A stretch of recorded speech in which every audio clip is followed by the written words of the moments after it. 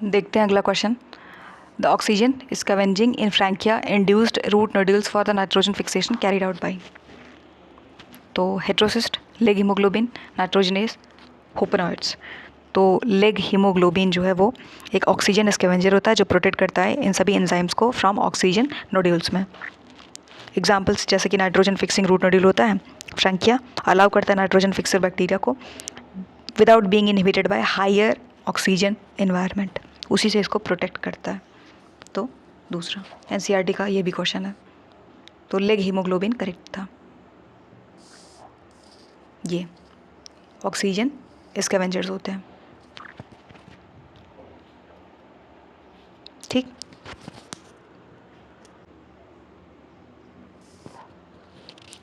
और ये होपनॉइड्स, इसका एग्जांपल होता है कोलेस्टेरॉल, रिप्रेजेंट करता है family of pentacyclic try terpenes.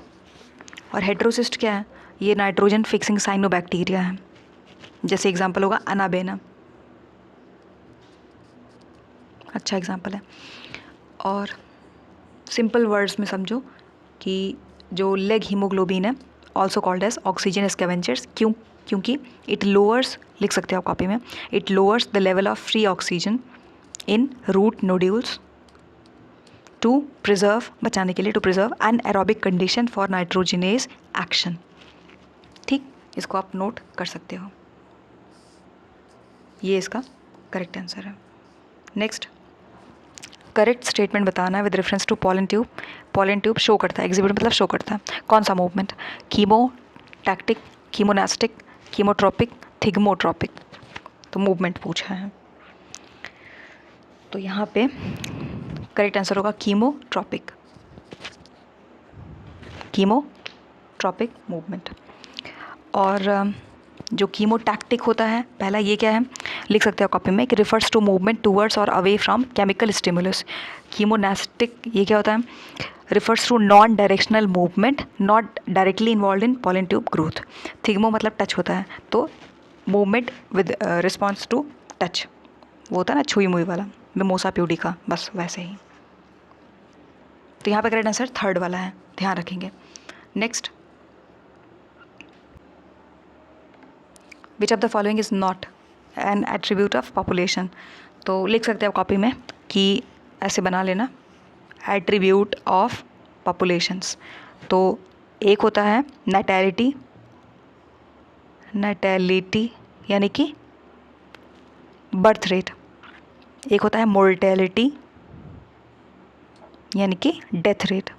एक होता है पॉपुलेशन डेंसिटी। एक होता है सेक्स रेशियो। एक होता है एज डिस्ट्रीब्यूशन। एज डिस्ट्रीब्यूशन कितने हुए? 1 2 3 4 5, 5 होते हैं।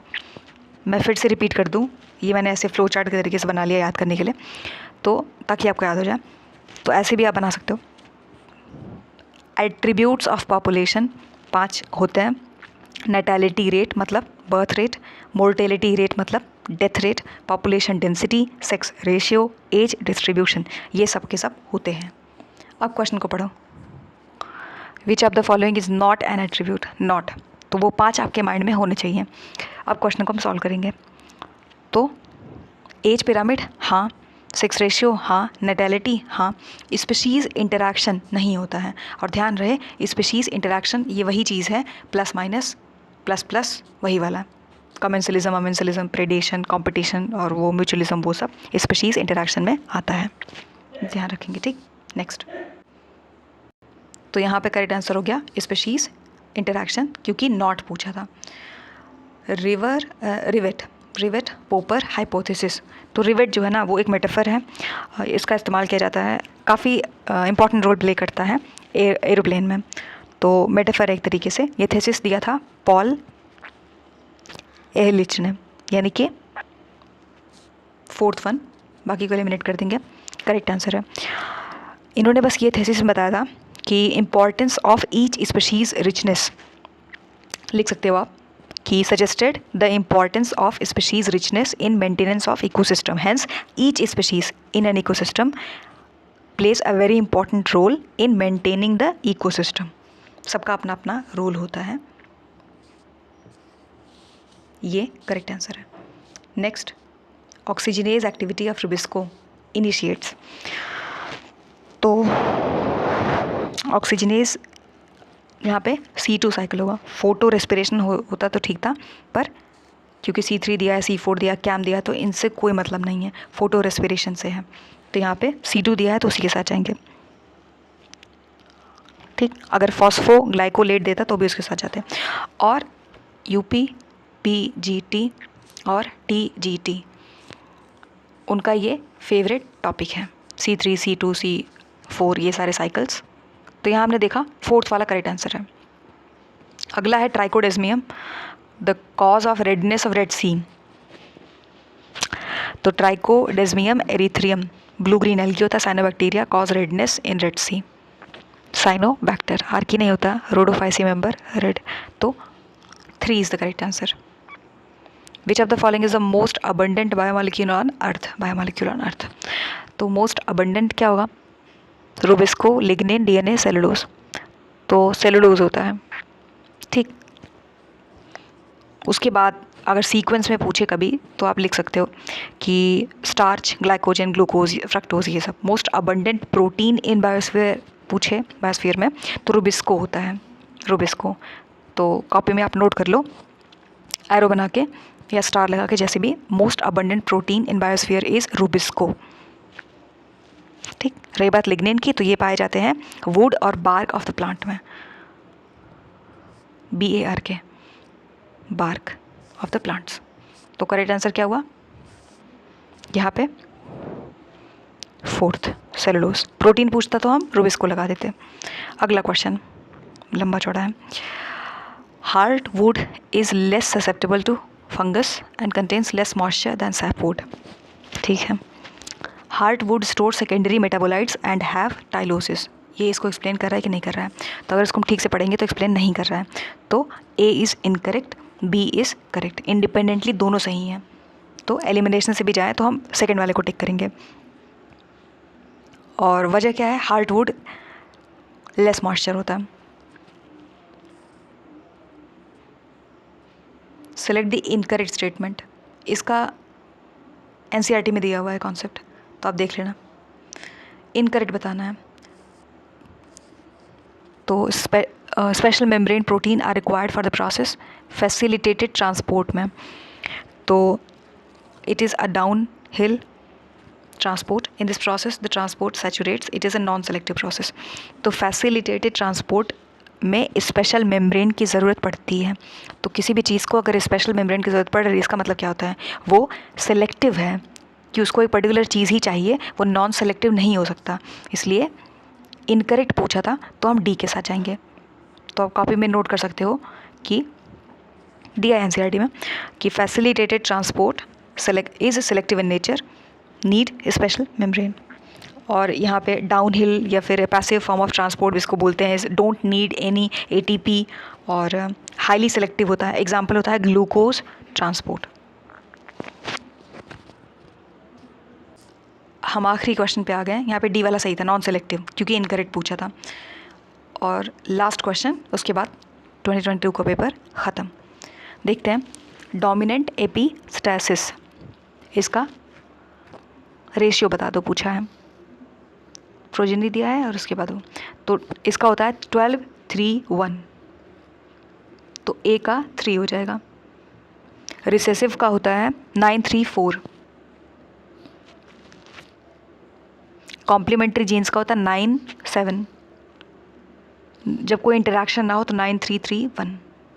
आप देख लो, A का 3 एक ही जगह दिया है, तो हम 2 के साथ जाएंगे। ठीक, जैसे मैंने अभी मैच करा है, कॉपी में आप ऐसे बॉक्स बना लो और लिख सकते हो। ध्यान रहे, जब आप रिसेसिव नोट कर, रिसेसिव एपिस्टैसिस, तो यहाँ पे आप 9:3:3:1 को भी नोट कर सकते हो, दोनों सही होगा। ठीक, तो डोमिनेंट एपिस्टैसिस लिख लो आप, और उसके बाद इक्वल्स करके भी लिख सकते हो, जैसे भी करके 12:3:1। रिसेसिव एपिस्टैसिस 9:3:4, या फिर स्लैश करके 9:3:1, 9:3:3:1। ठीक, कॉम्प्लीमेंट्री जीन्स में 9:7, और नो इंटरेक्शन में 9:3:3:1। 9 यहाँ पर क्या है?